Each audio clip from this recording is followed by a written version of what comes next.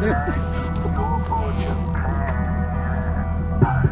sexy for this girl, too sexy for your girl, too sexy for this world. I'm too sexy for this chain, too sexy for your mallard out there, too boy. sexy for this Damn it, he's going.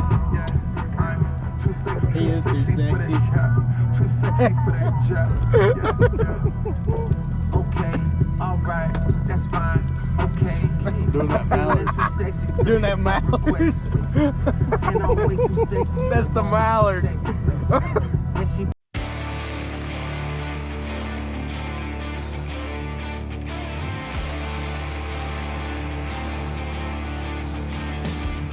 And this is the Below Average Angler Podcast. We're rolling, boys.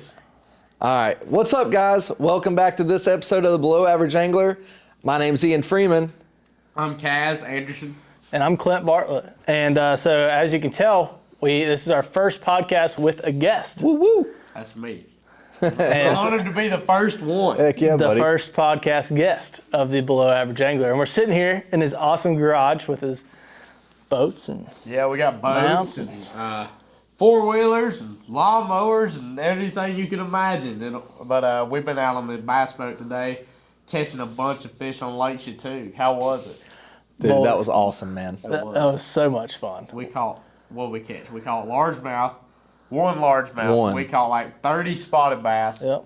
a big old giant catfish, and some yellow perch. And the perch were phenomenal. We just cooked them suckers up. Yeah. Heck yeah. Fried them up, and a lot of other things, and that was awesome. So we've been living large today. Living Living large. high on the hog, Yeah. boy.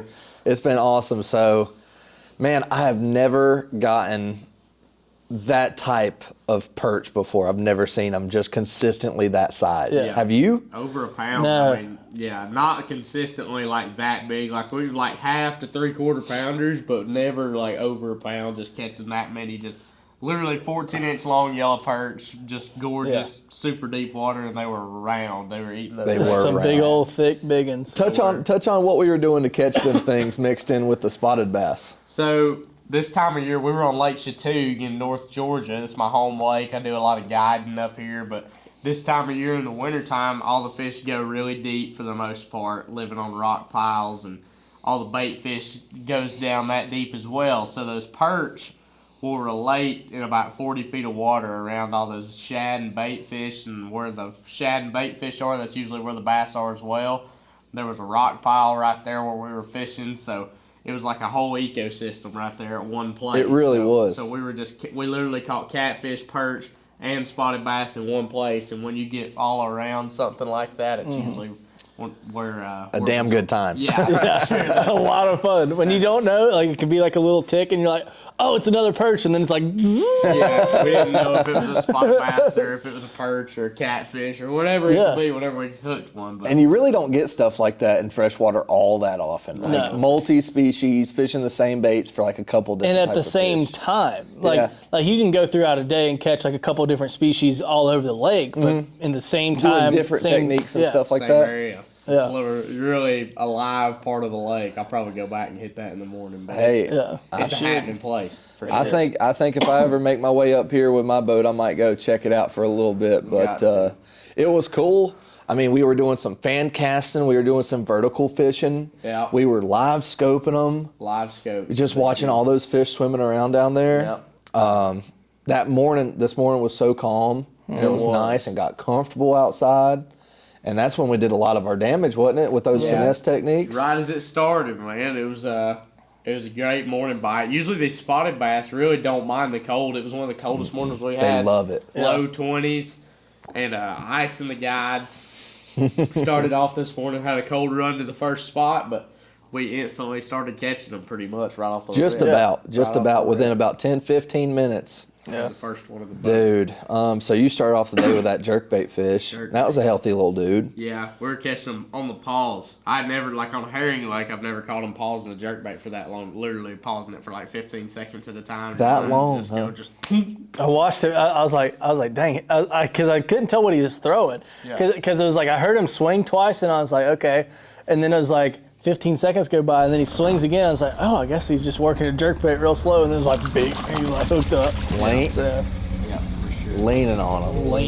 And y'all know that's one of my favorite ways to catch him, and he beat me to it. So yeah, totally wasn't sour about that one at all. Neither one of us caught a jerkbait fish today. And that's what we were talking about kind of first thing in the morning is that lake just isn't that much of a jerkbait lake, 9 out of 10 days. Yeah, it's not. Like, some days you can catch them on it, but, like, before I caught that one this morning, the ones that I would throw over would just come up and just knock it or something. They just don't really...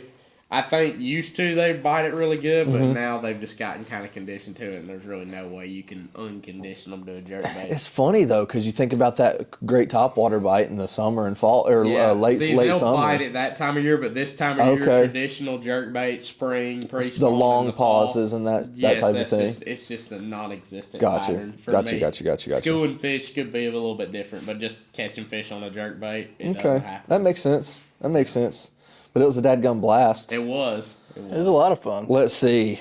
Where else? Those rock piles. Feeling that rock pile, just anticipating that bite. Yeah. for sure. Hopping it over. And I felt like we had confidence everywhere we were at. And I think it's because we were with Fish Chatuge Guide Service. But like I did feel like confident in what I was throwing. I was going to mention something about that because traditionally, a tiny soft plastic in ultra deep water is not my strong suit. Yeah. But today it was.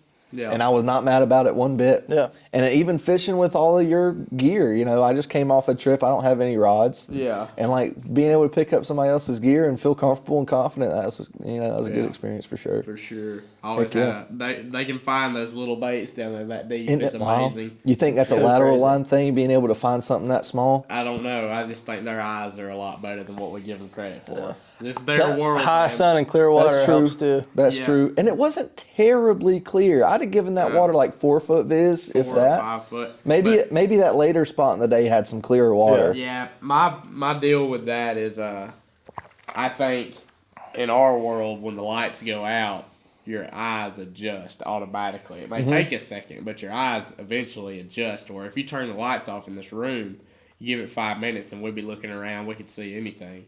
I think they're the same way. You turn the lights out, it's just their world. We're just living in it, and they can see way better than what we can. I've heard a good rule of thumb is whatever you think the water clarity is, like let's say I said it was maybe 4 foot viz, if that, I've heard multiply it by 3, and that's a good thing to how far a bass can see underwater. If you watch the live scope, you can really tell because you throw a bait out there in 40 feet of water and you see a fish on the bottom, and by the time your bait gets 15 feet away from him, he's already coming up after it. There you go. So you can already, that fish can at least see that bait from 15 feet away. And he is a completely silent, soft plastic. Yeah. He can feel it or see it or whatever. I think that's why a lot of those little finesse baits come with ridges, because it just displaces some water and they can feel it on the fall and just moving and stuff like that. For sure. Some come with them and some don't. The one we had today had some little ones on it. Yeah. Yeah. Berkeley Accent, Little General, sitting Ed rig. We ain't afraid to tell nobody. No, we dropping the secrets. Yeah. This won't release for like 3 more months anyway. Yeah, but the deal At all is rate. just that Accent, man. They literally, the first couple fish, we ain't gonna bash nobody. But old Clint over here didn't catch one for a little bit, and me and Ian were over there catching them. I was just trying to throw a regular old shaky head. Yeah, and we were catching them every single cast. Well, I was fishing a shaky head. But it had a hit worm on it. Yeah. Yeah, Max. Yeah, it had that Stank. max scent That stank. stank. Yeah, as soon as we all switched to the Accent, we literally all started catching fish. You're not wrong. Yeah. Like that was my first, introduction to that the Berkeley line of soft plastics. Yeah. I hadn't gotten around to picking some up. Yeah. And you've been preaching about them for how long you been with Berkeley? Oh, a year now, coming up. I figured it was about that. Yeah. Heck yeah, man. I bet you're not Always. upset about that, huh? No, it's great. It's a great partnership. But the purple bags are hard to find. But whenever you do get Yeah, your they hands are. on a couple of them, I'm telling you, it's the best line of soft plastics I've ever used. I you can liked it a tell lot. that scent makes a difference. And they were durable. They are very Yeah. durable. We use We use the I same used little general all day. I used 2 baits on the shaky head, and I used 2 baits on the Ned. And that's for 30. 30 bass, not counting the perch. Yeah. I mean, what I caught, I'm sure I probably caught, what do you think I caught? About 10 fish today? Something like that, 10 spots and a couple. Yeah.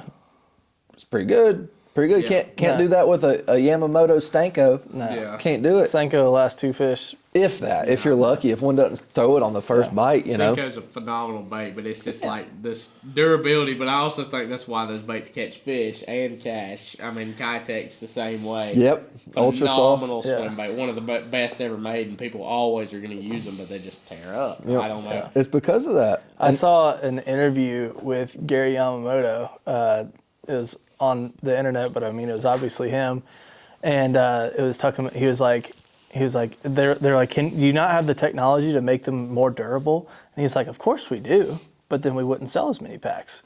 And it's like, I mean, he's kind of right, and he just up front said it. Like, I mean, he's right. He's right, but that I mean, you gotta contribute the success of all these really popular heavy hitter soft plastics to their suppleness in the water and their action. Yeah. The Senko, the Kitek. I mean, honestly, I'm going to go out on a limb and say these Berkeley baits have a lot of action, but they're still durable. Like it's not like a rigidness. It's more of like a just tough, like on a stretch. Yeah. But another one that is a little controversial for me is these Googan Baits, man. Yeah. But their soft plastics are so soft and so supple. I mean, I think that's why I like them and why I catch fish on them. Yeah.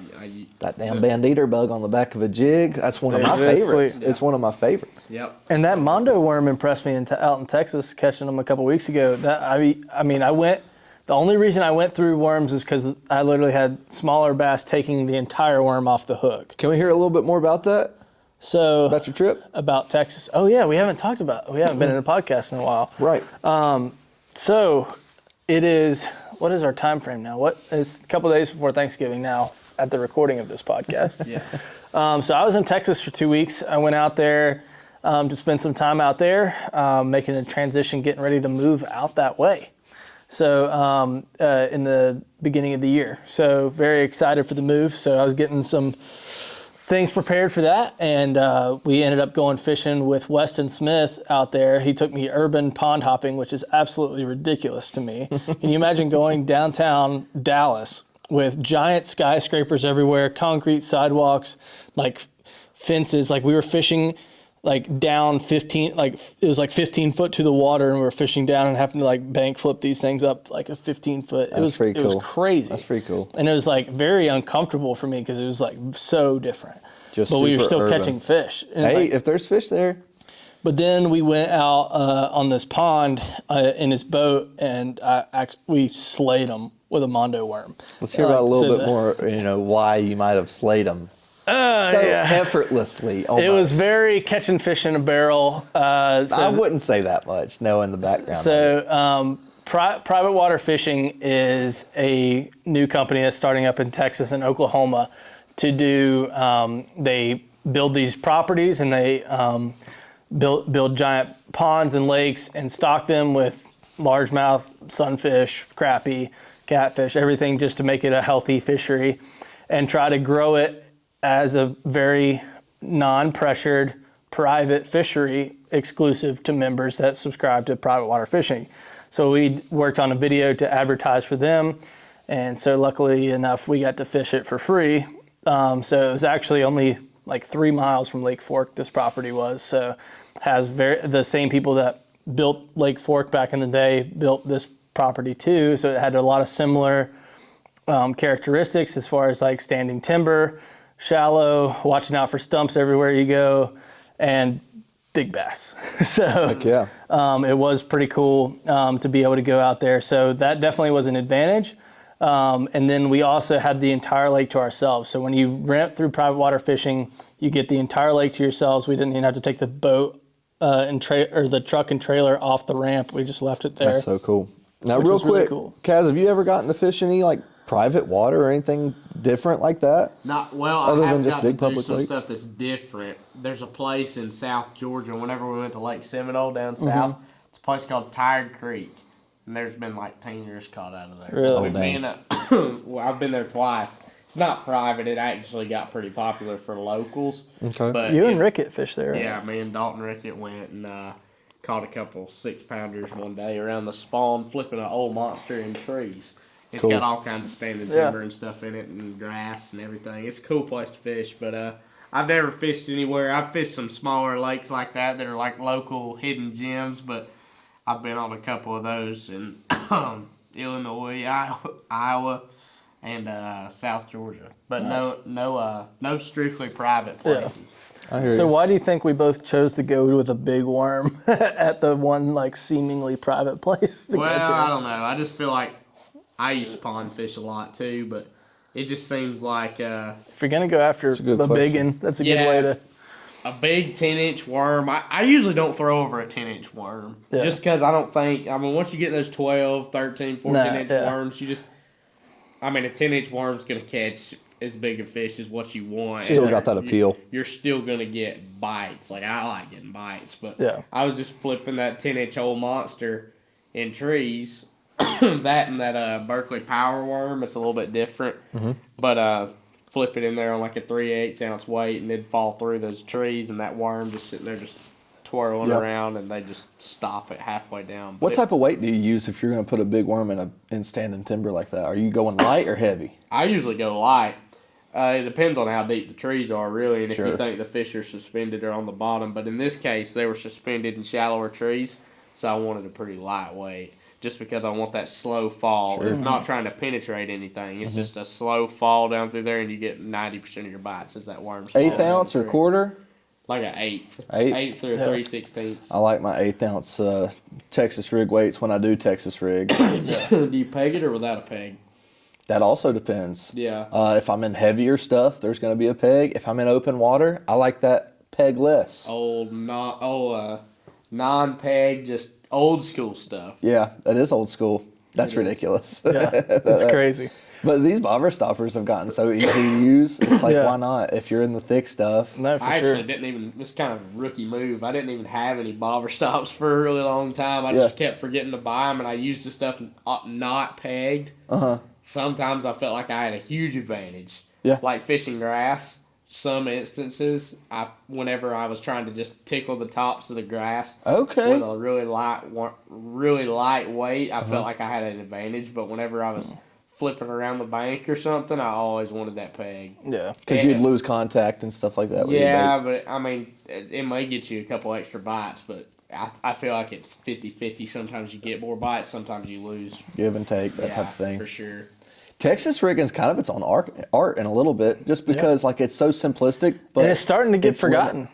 Yeah, which is kind of good. which is fine for us, right? Let's see, what are guys doing instead of? I mean, this Shaky head. shaky head's gotten so dadgum popular. Yeah. And especially where we live on Highland And then Reservoirs. just like jigs and like jig heads. yeah, because people just got They don't the wanna- world of options to choose from. Guilty of that. I never throw a Texas rig at all on Mm-hmm. these lakes, ever. The only time I'll ever have one tied on is in the springtime whenever I'm flipping beds or something like that. or That's fishing most docks. people. Yeah. But like me and my dad used to, whenever we first started fishing together, all the way through was a 3/16 lead weight, unpegged, and a 3/16 lead weight's like this big, Sizable. you know. Yeah. And we do a 4/0 hook with a green pumpkin zoom trick worm, not pegged and just dragging. I think I got a 4/0 hook right here. I don't know how I got it, but I He's can't. got one in his I can't hand. get it found out. I was so That's we were not gonna outside frying fish, and I looked down at Ian. I was like, "Hey, do you know you have a hook in your leg?" He's like, "What?" Yeah, I'm like, "Do you know you have a hook in your leg?" And he I don't looks know down, where he coulda- I and don't there's a know. 4/0 EWG in his pants. It could have been in there all day for all we know. And he's just been letting her ride, son. It's not going anywhere. It's not Yeah. coming it in could or out. actually be really bad. But, Yeah, he's gonna go sit down in a boat seat that's gonna jam into his leg. Heck I yeah. know. But yeah, we used to drag that thing around those red clay banks and catch big magnum spots on it Bet. all the time. Ooh, nice. What now? Back in the day, what was your go-to Texas rig bait? Just a green pumpkin zoom trick worm. That's literally all the way through, year round. We had like a handful of baits. We had a fluke, a zoom albino fluke, zoom trick worm, green pumpkin, no matter if it was dark or light, muddy or clear, green pumpkin, that's the only color to throw. And then we had a big 3-hook saltwater super spook for whenever they were schooling in the fall. And then the concept of fishing brush piles offshore didn't exist. So in the summer, we just fished the bank and fished schooling fish in the morning. Mm-hmm. And then we had a Stacy 90 Lucky Craft jerkbait and a spinner bait. And between those 5 baits, that's all we threw. Caught the heck out of I them. bet. Yeah. Caught the heck out of them. But this is kind of back before bass fishing took the giant upward turn. That there was no comparison. yeah. Like you had elite guys, and then you had your weekend anglers. Yep. You didn't have any in betweens. Nowadays, there's so much in between stuff, and now it's really just a gray area, and everybody's almost the same. I feel like it's just who's made it and who hasn't. That's my opinion. Just because there's so much information out there now with the internet and it's that. ridiculous. But Anybody used to fish were stupid, man, and now COVID kind of jacked a lot of that up. Brought everybody I think outside. that was the major turning point. Brought everybody outside. That's crazy. The lake For bass fishing. The Yeah. lake This was- pandemic. Think about how changed hard bass bass are fishing. going to be to catch in 10 years. I think about it all the time. It's Yeah. I crazy. think about it all the time. Yeah, bass are going to be really. And then we're going to go to these hole-in-the-wall spots and then be able to struggle as hard as we do on the most pressured lakes now, you know? for sure. I see what you're saying. It's crazy. Yeah. As long as technology still does keep up with it, though, I mean, they're going to have to. I was Yeah. talking to Oliver about this topic, and he was just like, just let that be fuel for you to be a better fisherman. Yeah. Because I'm all over here like down on my dump. It's been a tough spring or whatever time of year it was this year, and I'm like, man, there's just so many people out fishing. He's like, yeah, there's always been more people out fishing. There's always more people. He's like, just be better than them. I'm like, copy. You're right. Yeah, It's sometimes hard. Like we get in our heads a lot about it, you know? I do. I've got a About hard trying to time be doing good. So how do you keep a strong mental game when you're guiding? Like if let's say you go on a guide trip and first 3 hours you don't catch a single fish in the boat. Like how do you keep it strong going through a tough guide trip? Well, I think when you're guiding, 90% of the time you're on your home lake, so you always have those spots where you know you can go catch some. that. Maybe you do, but okay. No, I'm just kidding. But we will always keep a good attitude going throughout the day. And from tournament fishing in the past, it can happen in literally 5 casts. Yeah. Yeah. Not a bite all day. All of a sudden you catch a 6-pounder and your whole day turns around. Guiding's a little bit different. People don't have the same mentality. No, they do not. If you keep They're the out there to- rods bent the whole time, things are great. But I mean, y'all know how it is. Everybody likes catching fish. I totally understand, but you physically can't make a fish bite. I'm sure plenty of people come into there being like, "Oh, these are little bass. Like we're gonna go catch Yeah. fish all day. Yeah. I'm going out with this guy, paying him good money. Yeah. I bet you get some people I've had like, people 5 minutes in be like, "Oh man, it must not be a good day. We haven't caught anything yet." ouch. And I was like, "Oh, y'all are on the wrong boat." But no, some days it is. Some days it's automatic, and some days if we go a spot without catching a couple, it's a bad day. I mean, today we went very few spots where we didn't catch a fish, but most days on the home lake are like that. I mean, you just catch the heck out of them. But here it's guiding, keeping a strong mental state is crucial for you and your clients.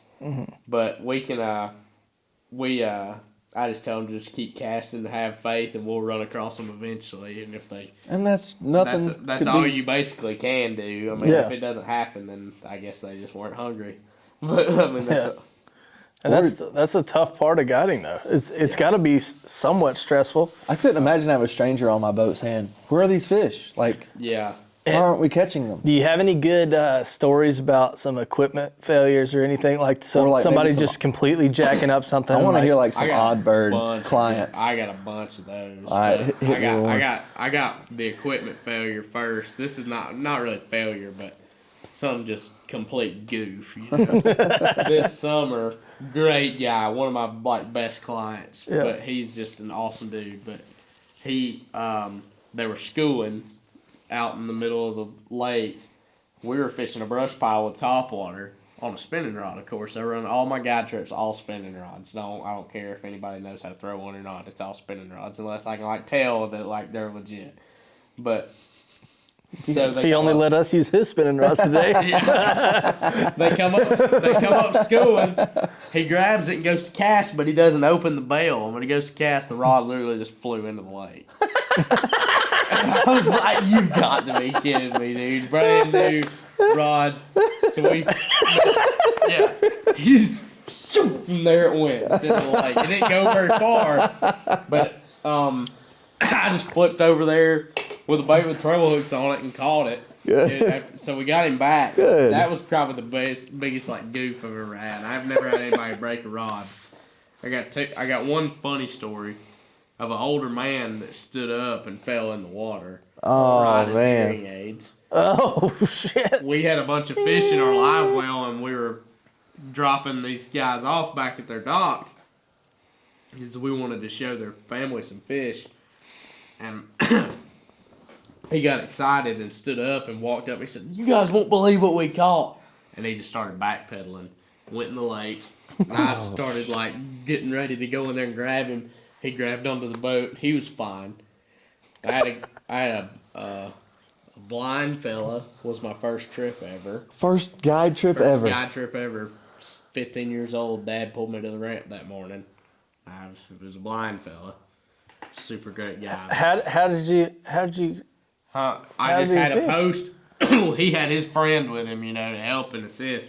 Okay. But we just helped him out and had a post. I put my seat in the middle of the boat. That way he could kind of have something to lean against. Mm-hmm. So it worked out good. But casting wise, I mean, like when you're blind for a long time or lose a sense for a long time, eventually you become accustomed to dealing with it and know, or like, are competent, like direction wise and things like that. Mm-hmm. I'm not blind, so I don't know, but I've seen people that are blind do some pretty amazing stuff. Wow. But That's crazy. this dude casted just fine. And he caught him one. Finally, he caught it on a tube off Nice. 0.1 on the main lake. That was a fun day. It was an interesting first trip. It was it wasn't. I thought it was going to be super stressful, but it ended up being good. Were you nervous going into it? Like when your dad dropped you off? It was like pressure, It's first trip. I didn't know how this whole having to put people on fish deal went. Mm-hmm. But as time goes on, you kind of learn the ropes of guiding, and you learn that like put yourself around numbers and areas where fish live. Mm-hmm. But back then, I didn't know the lake that well. Mm-hmm. Let's see. Craziest person I ever had showed up to the lake. Older fella from Miami. Oh. And, it was 90 degrees outside in July, and he showed up with a tuxedo. Wearing a tuxedo. What? Yeah, last summer in a tuxedo. And he fished all day in a suit? For a 4-hour trip, yeah, in a suit. He sat in the floor. He had an oxygen tank that was this long. It was in this black boat right here. And he tried to light a cigarette with that oxygen tank attached to him, and I was saying, "Whoa, buddy, he about blew us into a million pieces." Yeah. I used to work for this medical equipment company, and they had one of these oxygen concentrators sitting in the shop. Half of it just melted. Somebody lit a cigarette, and a spark hit their nose and flashed all the way down their tube and blew this machine, probably the size of that, about the size of that. The whole half was just melted off, gone. Yeah. That oxygen burns hot. Yes, it does. But we luckily didn't have anything bad happen. But that was probably He is in a suit, huh? a tuxedo, man, full blown, Like bow tie like tie, everything. Yeah. He was a businessman. to the nines. I hear you, dude. He told me I had a good smile. He said, "I bet the girls are all over you, man. I bet you." Like, you got a I nice bet you were smile." like, you don't even I know. was freaked out. You got a pretty mouth, boy. Weird, like weird. I've been told some weird stuff. For sure. Oh, what else? Like a little old lady saying how cute you were? No, nothing Whip it like out? that. No, Oh. nothing like that. Okay. But it was just like people talking about their problems and stuff like that. It's just TMI. People love to talk about their problems. Like, no. Like, People are I just- get it. Like, I'm here for you, man. But, like, don't tell me about what's, like, your severe, weird family stuff. But anyways, I love guiding. Don't get me wrong. But there's definitely people. You're kidding yourself if you don't say that there's not some different moments Some out there learnings. on the pond. Sure. It's all fun. Though. That's We hilarious. just go and we catch fish. Heck yeah. And you got a great attitude. Even with us, like we're your boys and all that. Yeah. But I could just see your your experience coming through. Like, guys, this is a damn blast. Like, Yeah. you getting fired up and getting us fired up, and Oh, I love it. There's nothing know you like do. catching bass, man. it really isn't. No, It's weird. nothing like it. You know, people buy these multi-million-dollar offshore rigs and go catch marlin and you name it, and I we're just out like here. reeling stuff in. We're having just as much fun, if not more, out on our little mountain lakes. We've done days like today 100,000 times, and it still never gets old. That's right. Never. Yeah, I never get tired. And the cool thing is, it's something we can do till we're old. Yeah. Like, Till we're old. you think about, you got golf and you got fishing. You ain't gonna be playing basketball when you're 75 years old. Dude, we can barely do it when we're 25. Yeah, we did. Got, Yeah. we had a little pickup game outside. We ain't no ballers. We'll go live on the next one, I promise. We ain't no ballers. I don't think y'all want to see You see, that. I got my said, I got my LeBrons on right Hey. here. Yeah, Ooh. don't play in these either. No. I got them North Carolina high water jeans. So my girlfriend's from Texas, and she's been making fun of us North Carolina boys because apparently our pants aren't long enough. Like, if we have our pants that go down to like right here, apparently that's not long enough. They're supposed to be like down here or some shit. Why am I supposed to have a tattered hem? You know, in the back. I I got don't short know. legs, She girl. said that like it's not supposed to be up this high. What does she know? I don't know. We know style. Man, we know style. It's worked for us for years, as you can tell. So Well, you got some style. I just put on I don't know about whatever. that, dude. I'm dressed in all black. That's all right. So- Black soaks up heat, man. It's cat- cold outside. That's right. That's why I'm wearing. for it. this old podcast, we got some questions in the really tank. want to get to these questions. Yeah, I saw a couple of them. I'm excited. Questions for me? yeah. Questions for old. Specifically for you. Golly. See if we got any other Specifically. ones. Specifically for me. Let me ask him a couple. You hit him with the first one. I want to hit him with a good one. All right, getting them. All right, Hit me with them. I don't care what they are. we're saving the best one for last, by the way. Okay. Here's a good one. Zach Holbrook 4 asked, "What is the key to locate bait on the lakes this time of year?" What's the key to locate bait? Like Yep. bait fish, I Bait assume? fish. Yep. So what I usually do on mountain lakes, just conditions, just looking, just from yearly patterns, bait likes to go deep this year, or this time of year. Generically, they like to be above or on the bottom in deep water. Usually around that 40-foot zone is the deal. For me, it has been everywhere I've been. Like, whether it's Fontana Lake, where the depth, max depth or average depth to catch a bass is like 60 foot of water, or on Chatuge, where it's a lot shallower and flatter, that 35 to 40 foot zone seems to be just critical. So I just basically run around and watch my 2D sonar. If you have a through the hole transducer on your boat, just run around and watch your 2D sonar, and then you'll see a line pop up. So on it. pretty much just cover water. Cover water, and when you find the bait, just look for those dots underneath them, and look for something that looks like rocks underneath the bait Actively fish. feeding fish, that sort of that's thing. just the key. You put yourself around that bait fish. Now, can you pattern fish based off of bait this Oh, time of year? absolutely, Like, will the for bait sure. hold in areas for extended periods of time? Yeah, like there's been the same schools of shad in those places, in those ditches. There'll be the same schools of shad from October all the way till February in the same ditch. Fish just move in and out, and a lot See, of that's Paul said that a couple months ago. He said, "Well, you know, a good ditch is a good ditch." You know, that's for sure. Like that's something big I want to creek- focus on this winter. Big creeks and stuff like Uh-huh. that, major creeks, some always have bait and some don't, and I don't think it varies on the day. I think you've always got fish and bait in one creek all throughout the wintertime, but it just varies.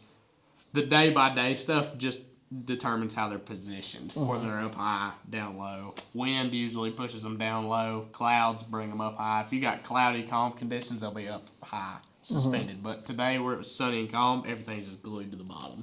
All right, we got another question for you. This one's coming from Lee Rose Koza herself. Okay. All right.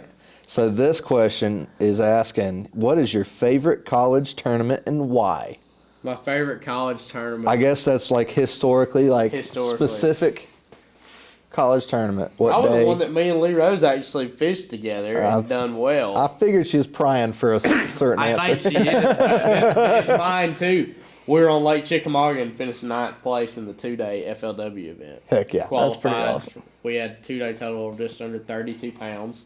So a pretty good bag both days. Heck yeah. I didn't even know FLW had their own college series. Yeah, I didn't know Major that. League Fishing now, I guess. But Okay. it's their big five. They've got high school, college, BFLs, Toyota Series, and the Pro Circuit. That's five. Oh, I did not know that That's the what they call BFLs and Toyota series was under MLF. Yeah, all those I are. did not know that. But that's So why was it your favorite? What were y'all doing to catch them that day? we were throwing rattle traps up shallow, finding hard spots up shallow, catching schools of fish as they were moving into spawn. Woo. But it was a blast. I like it. But we qualified for the national championship on Fort Gibson Lake in Oklahoma. All right. You want this next you one? get the last one. I'll get All right, the next all one. right, all right. We got a bunch of You questions. get the juicy one. All right. This one sounds pretty important. If it's from G Perk 11, Grayson Perkins, it's pretty important. Yeah. Grayson Perkins wants to know, what dating advice do you have to a young man like me? Dating advice: don't settle until it's the right one. That's good. Have fun while you're young. Don't settle down too early. I think that's a good deal. And treat people like what you want to be treated. Oh, look at that. That's That was so a good sweet. answer. I Mate. did not see any of that coming. Look at you keeping it together. Keeping it together. And I was gonna say, you know, Yeah. sling it. You know, Sling. sling that fucking ween. God. All right, so on the same topic, On the same topic, we're gonna transition. Macy Watkins 14 asks, "Is Kaz single?" No, I'm not actually. You're not. I'm not. You got you a boo thing? I do. Who is it? I'm dating a girl named Macy Watkins. Actually. that's ironic. Have the same name. Wow. Yeah. No, I'm not Cool. single. Hey, Unfortunately. I hope for that was the me. answer you were looking for. Yeah. Fortunately for me, but unfortunately for everybody else. Oh, Yeah. oh, I hear you, dog. Yeah. Yes, sir. No. Oh, Well, shoot. cheers to that one. We got Yeah, some guys. nice cold caramel vanilla Keeping us espresso awake 300s. after a long day of fishing. Yep. Oh, Got to have something to keep you going. out of stock on Black Rifle He Coffee. is out. Is it? Yeah. She's out of stock? They haven't been on there for a while. These are unicorns, man. They are. sure. And The you got a Unicans. partial case in your fridge now. You should feel special. I do, man. Give me some dab on that. You got it. Oh, That's dirt. So we Let's had- talk about our new term we learned today. oh my You wanna God. Should we explain? advertise dirt, or should we just keep it between us? Ain't nobody gonna see it. Maybe 62 So that viewers might dirt, see it. dude. I always so I come up saying, "Oh, dude, that's dirty." Like dirty jigs and Yeah. dude, that shit. That That thing looks dirty, dude, that son. swim bait is dirty, dude. But dirt. So this is that. This is This that is the new new age. generation. He's teaching us new things. Yeah. Nah, this ain't new age. It's You want very- like I said, alright. this It's is a new thing. Yeah, So dirt, you can get dirt on something. So like we got dirt on those bass today. All right. Dirt, I don't really know what it means, but we got dirt on. All right. Or like that don't food that we ate, that was a dirt meal, bro. Dirt ass meal right there, Yeah, boys. like, you can use dirt in like a good context. Well, I think that is. And The so what's? alternative to dirt is poo. All right. You got dirt and poo. Like Yeah. the bass fishing today was not poo. It was not food. You It make was a dirt. cast and you backlash something like, dude, that was so poo. That was a poo ass cast right Yeah, there, boy. Exactly, that was perfect. That was a poo ass. Perfect poo. Perfect use of poo. Yeah. Like that one's gonna itch when it dries. That's Yeah. poo. Yeah, it's poo. His coffee is not poo. I hear you. Heck yeah. It's dirt. That is so like back in the day I'd be like, all right, that's dank.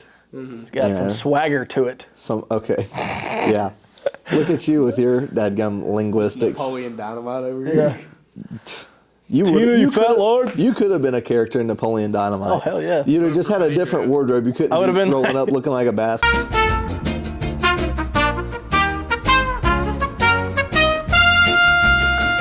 All right, we're back. I was just getting made fun of for being the vote for Pedro with the 94% goatee. And See, I feel like you've lost ground on it. I feel like it was Yeah. making some progress. Let me see. He's Bro, got- you got one. I didn't even notice that. It's a One- C it's a C. for It C is. Bartlett bow. Did you cut that? No. Nope. It just grows like Just that. doesn't grow. And it doesn't grow like that. Yeah.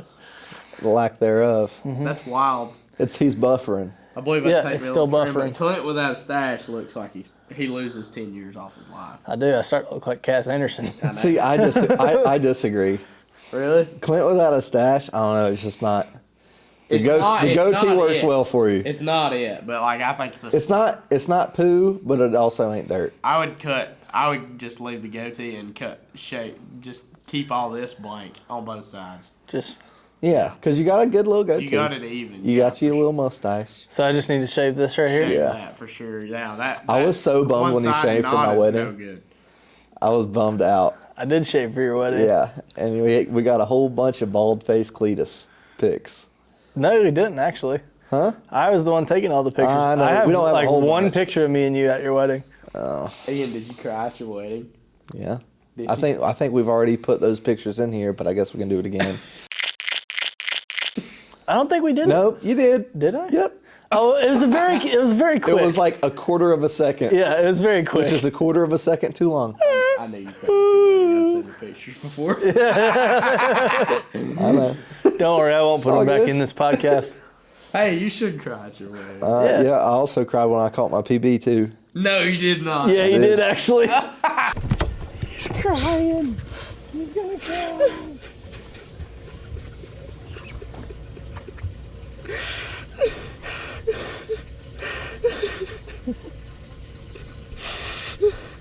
Holy shit. I'm so fucking happy. That video is coming up, or y'all should have done seen that by now. Yeah. Actually, by the time this podcast goes yeah, out. yeah. That's hilarious. I was just like, I was all fired up, and I get to look at it and I go, And I was like, dude, are you crying? He's like, yeah. all right, hey, this is something I've been wanting to talk about on here for a long time. Can we get a little bit of story on your PB? Like, Clint was there pretty much. I wasn't there. Yeah. I want to hear it from the horse's mouth. Lake Burton started Well, you don't off- have to fucking, okay. It's no secret. Burton's full of trout. It's got giant bass in it. Super smart though. That lake's like ridiculously clear. Boat and this is March, and prime spawning time, pretty much. It was pre-spawn, really pre-spawn, but they were we had a warm day coming up, but we had a really cold night.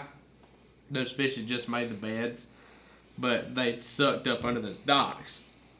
When it got cold, they didn't go under them, but they were holding to the posts.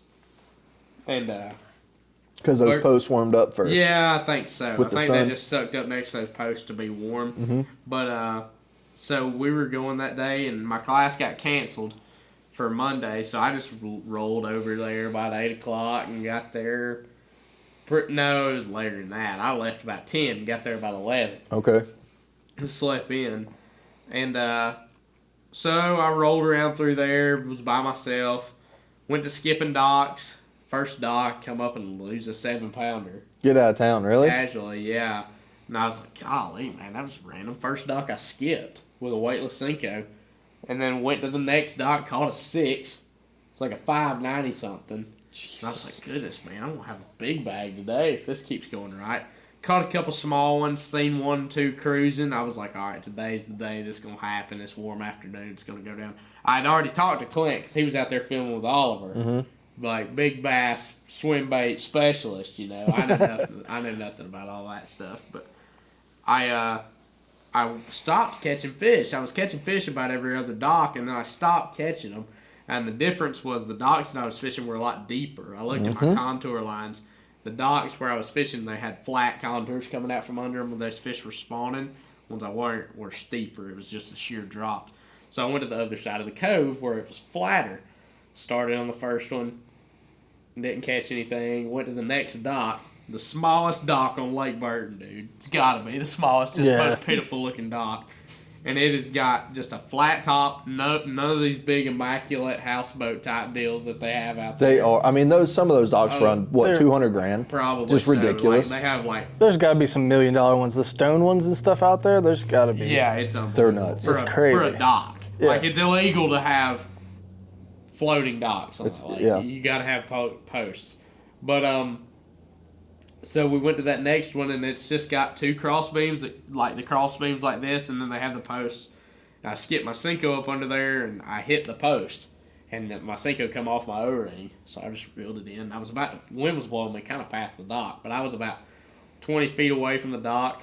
So I just reeled my weight up and looked over, and I had my jig, and just casually flipped my jig under this dock. First cast with the jig all day, and lifted up and felt the faintest little, this little tick. But it was like some jig bites, like y'all know, you ever fish with a jig.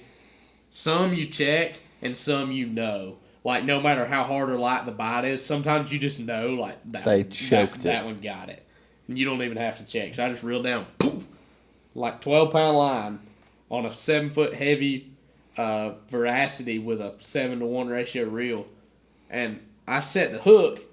I got one, but it doesn't do anything. It's like a wet dish rag. I didn't pull. I set the hook, and that thing comes up and rolls over this crossbeam, doesn't do anything violent, but I see it, and it's literally this wide and like this long, and it just starts swimming right towards me, slow and casual, with my jig in its mouth, and I'm sitting there just wrenching on it, dude, all by myself, and I'm like, dude, this looks. And you've got it on 12-pound? Yeah, but at this point I've already got him over the dock, so I'm like, all right, I've got him in open water.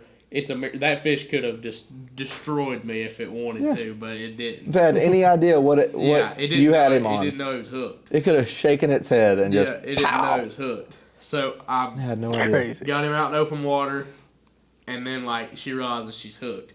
But literally until then, dude, this thing swam 10 feet looking at me, dead like me to you, looking at me right in the eyes, literally swimming straight towards me.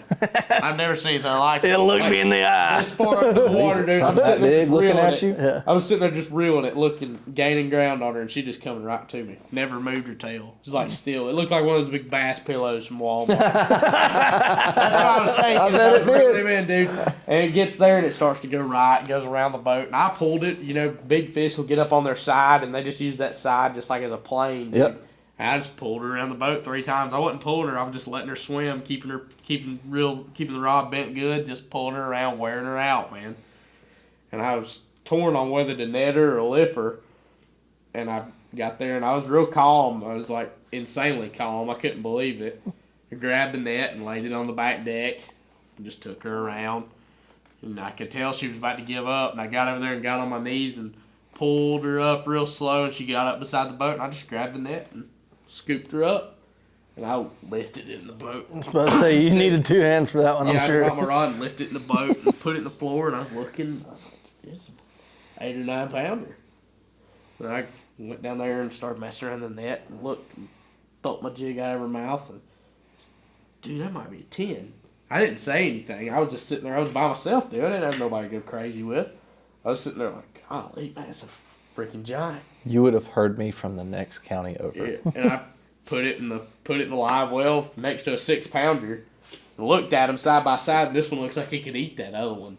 I'm like, golly, man! I look across the cove, Clint and them. I don't think y'all saw it because We didn't see you catch the fish, but we saw. I saw you pull your trolling. The first time I looked over to see you pull your trolling motor up and got in your seat to head over to us. Yeah, so like I literally caught it, never murmured a word. Like I never said a thing. No, you're quiet. That's crazy. Never made another cast. Like I caught it, put it in the live well, and I'm thinking like, Home Alone. I was like, what just right. I was like, what just happened? Yeah. Cause I've got a Rapala scale, and those things are accurate, but I figured these guys would have like the most legit scale you could ever get. They did. And they did. And I look over and see Clinton, and they're across the creek. They never even heard me. I pulled the trolling motor up and just sit down, never made another cast, just left the rods unstrapped and just started idling over there. And I pull up on these guys. I've never met Oliver or Jeremy and met Clint, and I knew Clint really well. And I said, hey, do y'all have a good scale?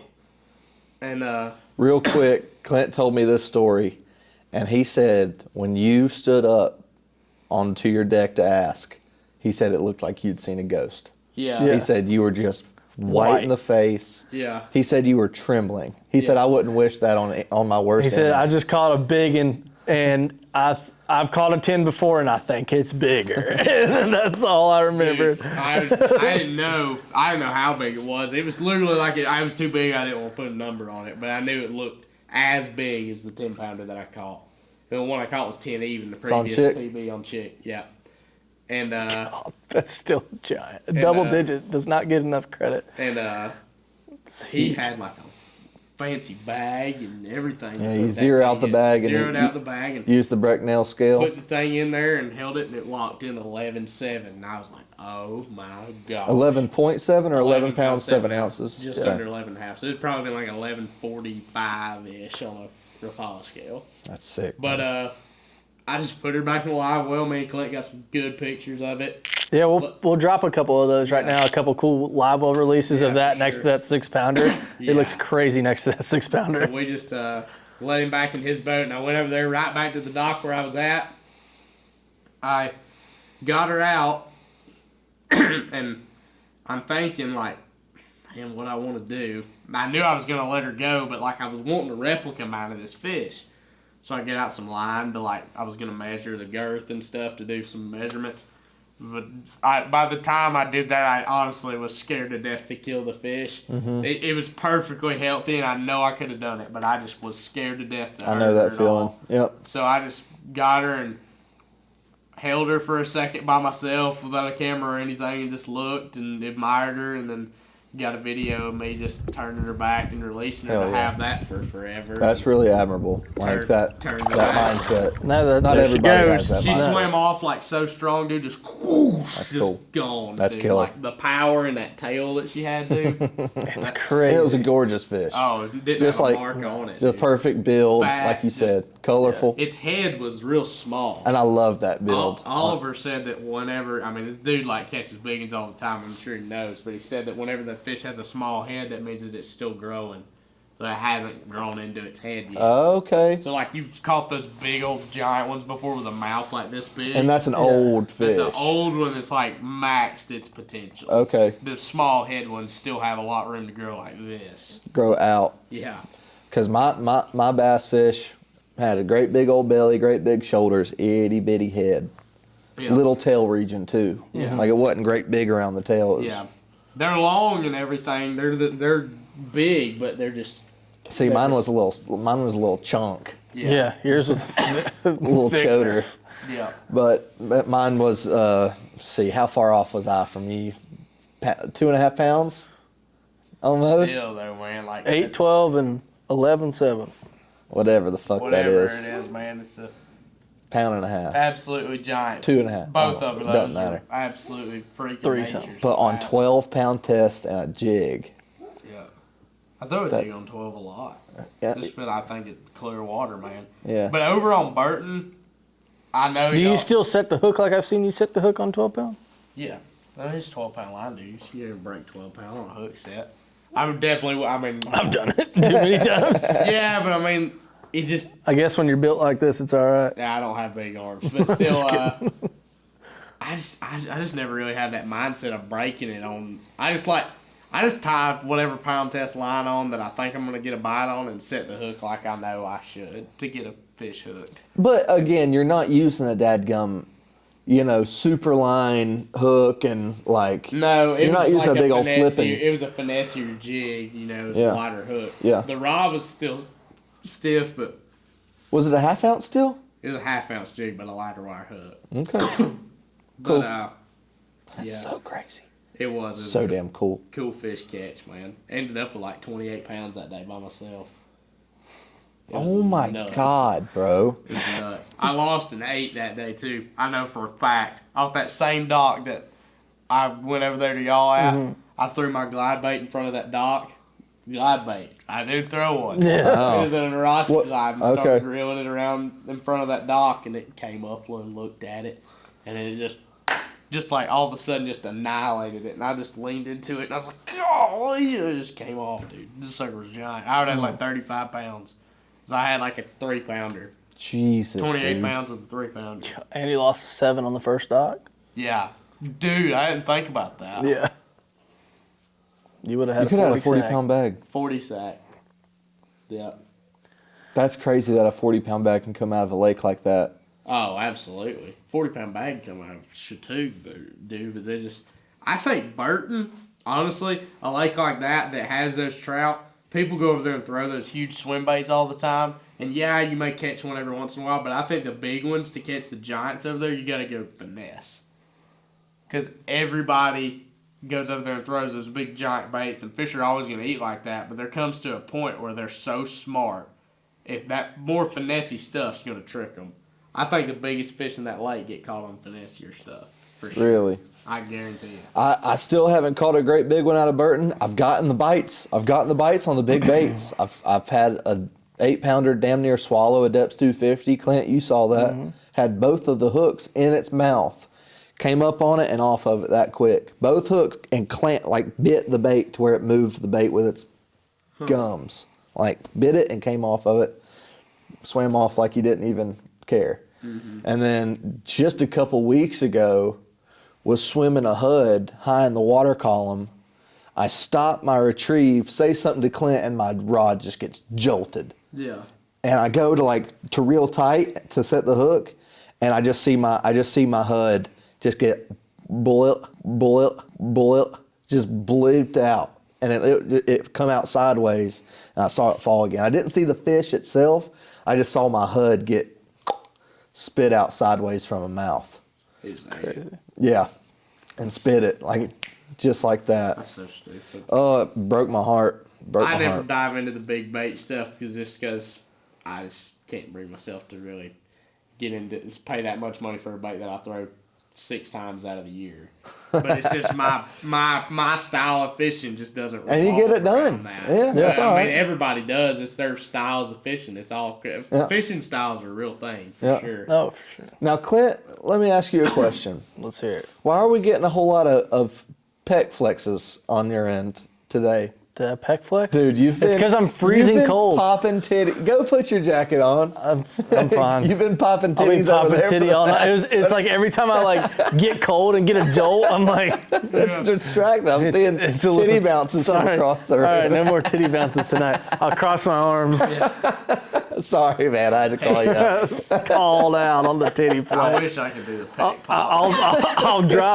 I'll drop a number right here. How many pec flexes up to this point that I involuntarily did? I've been talking to Kaz. It's like pop, pop, pop, pop, pop, pop, pop. Pop, pop, pop, pop, pop, pop. It's all those big fish stores getting him excited. Dude, I get too excited, dude. I get fired up talking about just, I don't know, man. Big bass make my Because there's titties always bounce. dude, what's crazy is, they do. What's crazy is there's always going to be a bigger one. Yeah. You'll probably break, dude, you're 20? 19. Dude, you've got the rest of your life to break an 11.7. The rest of people are always going to tell you that though. Like people are always going to say like whenever you catch a 10-pounder, they'll say, "Man, you can probably never catch one that big again in your life." I say the opposite. Yeah, they say you're probably never going to catch that one that big again in your life. But I mean, you broke it the next year. I mean, it always like at 11.7 is like you think in your head that it's insurmountable, but there's always bigger fish. If that place can grow an 11.7, it can grow an 11.8. Yeah, there you go. It's a good way to think about it. But that's kind of been, since I started bass fishing, specifically, trying to target larger bass with big baits, that's been my number, 11. Yeah. I don't know why. Like, most people's like, man, I'd love to catch a 10-pounder. And no shit. But I've got to get that 11 mark eventually. Yeah. And what's crazy is how much disrespect any flavor of 9-pounder gets. Yeah. Yeah. Because everybody's like, oh, it's not 10. Yeah. And a 9-pounder is an absolute giant. Oh, unbelievable fish. But catching an 8-pounder, you're like, dude, sick, 8-pounder. Like almost I see what 9. you're saying. Like hell yeah. Like How many damn. 9-pounders are out there though? A lot less than 8. Yeah. I would say exponentially less than 8-pounders. The bass And get so 9 pounds a milestone. I've never caught a 9-pounder. Really? No, I've never caught a 9-pounder. I haven't. Like one that weighed 9. Yours was close. I was damn close. 8-12. I've caught a bunch of 8s and stuff, but never a 9. A bunch of 8s, dude. I caught Hell yeah. one fish over 8. There's something magical about them big ones, though. Bass fishing's magical in general, man. It's crazy. It's so crazy. Because, I mean, we've got, what, 100 We've got a whole grand worth of boat behind us? We've got a 48 room full dedicated to bass fishing. And it's just, 99.8% of the time, it's just these little green fish. but there's that 0.2% of the time that it could be just double-fisted mega bucket mama. mouth. Yeah. And that's why we've got all this money invested into this ridiculous sport. But it's the experience and the memories. Like, this will be a trip we'll always look back on and remember. That's why we're doing this shit. And all we did was catch a bunch of little perch and some good spotted bass. But You it's mean a trip. mega perch? Can we drop a picture of the mega perch today? Mega perch. Yeah. I didn't get a mega. I was a little sour. He was a little. I didn't get a good spotted bass. So. Okay, fair enough. Yeah. I would have rather had a mega perch than a damn 3-pound spotted bass. Not me, buddy. Yeah, I can't say I'm in the same boat either. I give a rip I about really wanted I one. could give a rip about them Dude, perch. check They that. all eat the same. See if we got any more questions coming in. all right. I don't think so, but I can't unlock your phone. Well, shit, I got one of them phones too. Did you know that? You do. All right, it must be something else because I ain't got. Wait, I turned off my Hang on, let me notifications. check my other feeds here. I turned off my notifications. Let's see if we got some. How'd you even pull up that page? I'm so Instagram stupid. Go on the story and swipe up. Oh, okay. There isn't anything on that one. Nobody's asked anything on this one. Nobody's asking anything. That's all right. They already Y'all know. Put me on the spot. I'm surprised I didn't get any on this. Y'all don't put me on the spot. We try to. Heck yeah. Damn, what a fun day. That was fun, boys. Oh my gosh. Blast. I'll do that more often. I think we will. Perch are freaking awesome. I would I love just to know how was to do surprised that. by how big the school was around there, and the fact that it was mixed up with all those other fish is crazy. Yeah. I mean, I know we already touched. I on mean, that. what do you think? What do you think the odds are that those spots were there feeding on perch? Pretty good. Pretty good Like, odds. obviously, they're not choking down these 14. I wish I had perch, a but HUD 68 and perch. I wish I had a, full size. I think they eat them Defiant more often 210. than what we think, but I wonder how small those perch get. Them big giant spots are down there. I know they eat one every once in a while. They don't sit down there and just gorge on perch. You can't tell me they don't sneak one of them every once in a while. Well, that's like the whole thing, you They know. may tag team one. I can see that. Ian's mind went straight to the gutter. This is straight to the gutter. But, that's the whole thing with, a bass fish eating a bigger prey item is they don't have to eat as many. Like, they, It's not good energy for us. spent versus energy gain type of thing. Yeah. I feel like them little perch are fast though. I don't. Their you have to- even the big ones' tails are like this big. I That was is watching true. them on the scope today, and they'd run like heck after that Ned rig. Oh, really? Yeah, you go like 90% of the ones I caught, I go to reel it off the bottom, and I'd be reeling it up fast to make another cast, and I'd look down and see it go behind my bait, and I'd stop it. As soon as I stopped to shake it, dude, just they'd go slack. He'd be swimming up with it. That's cool. Yeah. I always had to let him chew on it for a while. I'd feel bite, and if I wanted it to be a perch, I bite. If I felt in my brain that it was gonna be a perch, I like. he's all about calling some shots today. Yeah, I was. What? Did we talk about that on Eat this it, you yet? little. No, we haven't. We haven't. Ian called 2 of his shots, and we'll throw in those All right, clips too for oh, proof. yeah. We got some proof. Yeah. Awesome. So, the first shot called was dragging the net on a rock pile, and in so many instances, I've been hung up in some rocks, and kind of ripped it out of the rocks, almost like stroking a jig or whatever. Ripped it out of the rocks, got a reaction strike on a little finesse bait. Yeah. My wife's PB come off doing that with a shaky head, like on a brush pile. She's like, I'm hung. And I'm like, just rip it off. And then, like, she's like, I got a bite. So I was like, I'd love to just rip this out of this snag and get crushed. And I went, ripped it out. I was like, all right, it's out. Right there. Yeah. I was like, oh, it's getting. Rock. Love to get a reaction strike popping it out of that stuff. And that's what I got. And my second shot called, we were faced into some heavy wind, and I got a big old bow in my braided line. And I was like, I looked back at Clint, I was like, don't you love it when you got a big old bow in your line and you see that line jump off real crisp like that? And it wasn't 2 or 3 seconds after I said that, it goes, da-da. I was like, just like that. I love having a bow in the line and seeing the bite. Oh, just like that. Got him big. Another called. I love reeling into them on a spinning rod. Like this I morning, do too. when they would bite that thing on a long cast and you feel them just thump it, load up, and you could just. Yeah, Oh, that's a good. And like that's the best way you're gonna get a hook in them on a finesse bait. Shaky head, drop shot, exposed hook, Ned rig, It's all like that shit. It's like a pull set. It's not like if you just sit there and just start reeling, it's not that great. But if you can like reel down and like just like Lean on them. Lean back. That's how I try to teach like people a to. pull set. If you pull it, it'll drive that hook in. 100%. When you got a fast tip rod, Yep. it'll drive. 100%. And even like throwing a jig on braid.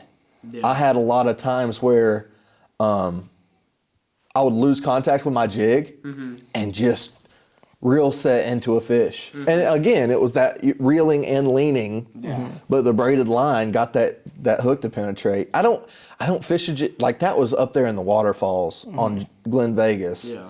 And I was putting the jig up in there. I don't know why the braid just worked really well doing that. But in all other applications, like in trees, in just, dragging rock, I'm not a fan anymore. I took my braid off my jig rod. Yeah.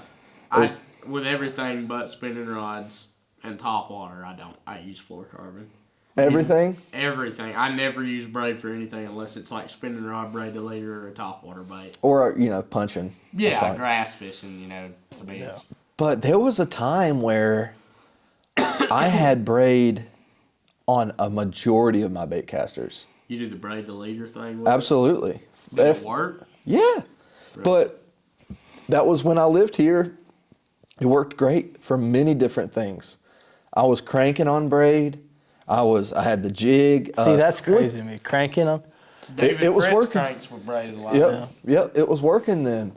But there was a time where and another thing that's huge is throwing a fluke on braid. Just is like a game changer to me because you've got that lightweight and then the thin diameter line. Fluke on a spinning rod, so it's the same deal. Yeah. I just in my brain, I've got you got a big, thick Superline hook that you got to drive home. Oh, it's driving home with you. It ain't going anywhere. I'm literally driving. We'll jerk that thing out for you. We'll do the braid trick on your paint. Okay, man. Hey, there's another use for braid. Yeah. But I've moved away from it a lot. Hold on. Is it okay if I step out? Yeah. Do what you gotta do. Look at this. Let's show y'all about the braid trick. This is my victim right here. Maybe I won't get tetanus. I got him out of Rickett.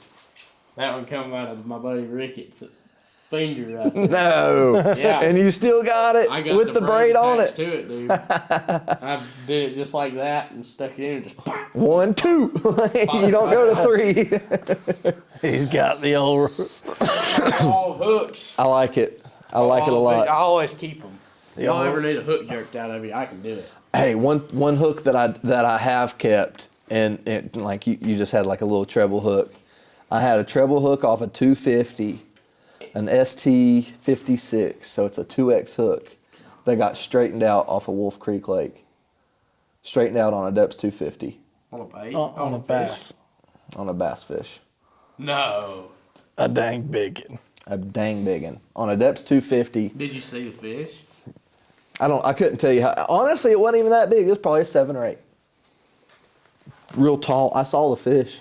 He hit it. He hit it high in the water column. So and I it wasn't a long ass cast. Thumped it and set the hook. Immediate head shake, because he's right underneath the surface of the water. And I kept him down like this, reeling him in. And my buddy was there with the net, and I tried to get him up to the net. And then I had it on a Dobbins 908. Have you ever thrown it? It's a 9-foot ultra mag heavy. Yeah. It's rated up to 20 ounces. 20 ounces? A 20 ounce weight or bait. Heavy ass rod. So that's kind of where my first boo-boo. It's too stout of a rod to throw that bait on, but still swim bait, fucking horse on them. But pinned my rod to the deck of the boat, and I tried to bring him back, and I pulled a bait out of the water. Yeah. And that hook looked like this here. Yeah. It folded it straight. Like a 90-degree out from the shank.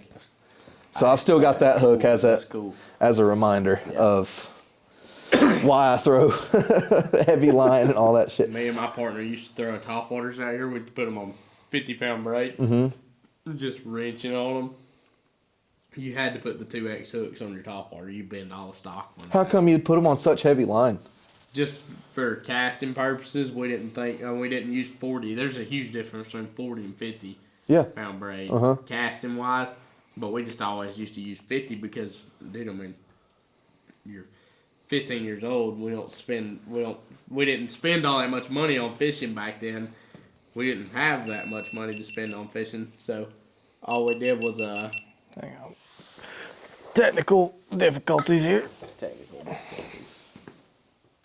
We good? Go ahead and finish your. So like what I was saying, we used to we just take our frog reels with like 50-pound braid on from tournaments, and we just keep a reel with a braid on it, and it didn't matter. We just use braid for punching at the ponds or frogging, and we just tie a pencil popper on it and go out there and throw it. We've been out a lot of hooks, but it was topwater hooks that just mangled, dude. They just look like that. That's awesome. Yeah, What a blast. it was. Do you ever bother to tie a mono leader onto a topwater? For a popper, for a popper, I use a fluorocarbon leader. Oh, really? Yeah, but Just something to deal with that clear water?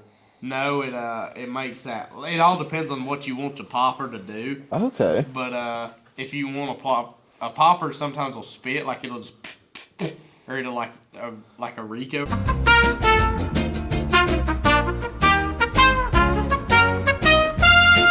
Ladies and gentlemen, we've had some technical difficulties tonight, Indeed. I'll make it work. but yeah, we're making it work. Well, Kaz, man, we had an absolute blast with you today.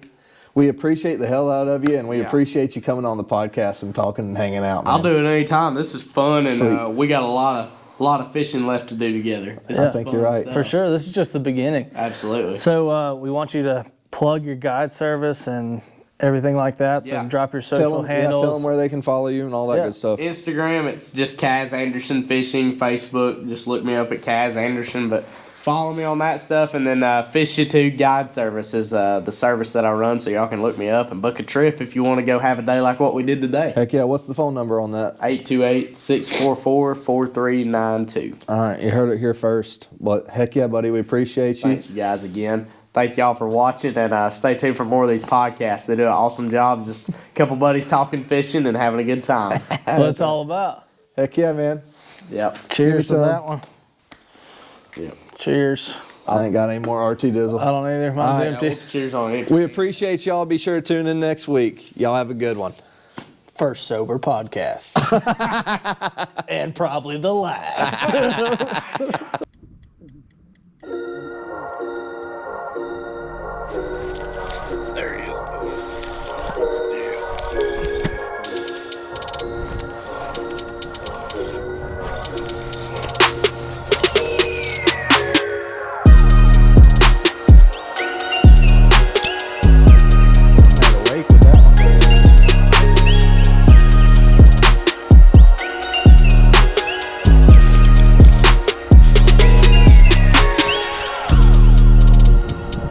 Oh, that was a bite. I watched that. That was cool. Woo! You gave me a little hot foot on that.